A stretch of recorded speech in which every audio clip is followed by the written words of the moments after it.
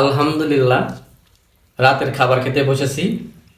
মাছ ভর্তা, ধনিয়া পাতা দিয়ে মাছ ভর্তা আর গরম গরম ভাত। শীতকালে ভর্তা দিয়ে খেতে কিন্তু অনেক ভালো লাগে, কার কাছে কেমন লাগে জানি না, অনেক মজা হয়েছে। আর এই যে আমাদের পাকনা বুড়ি, সে কিন্তু ভাত খাওয়া নিয়ে কোনো ব্যস্ত নেই, সে শুধু শশা খেতে চায়। এই জন্য তাকে দিয়েছে শশা খেতে, আর আমি খাবার খাইতেছি। আলহামদুলিল্লাহ, রাতের খাবার খেতে বসেছি। মাছ ভর্তা, ধনিয়া পাতা দিয়ে মাছ ভর্তা আর গরম গরম ভাত। শীতকালে ভর্তা দিয়ে খেতে কিন্তু অনেক ভালো লাগে, কার কাছে কেমন লাগে জানি না,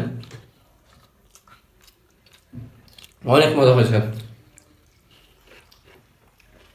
আর এই যে আমাদের পাকনা বুড়ি, সে কিন্তু ভাত খাওয়া নিয়ে কোনো ব্যস্ত নেই, সে শুধু শশা খেতে চায়।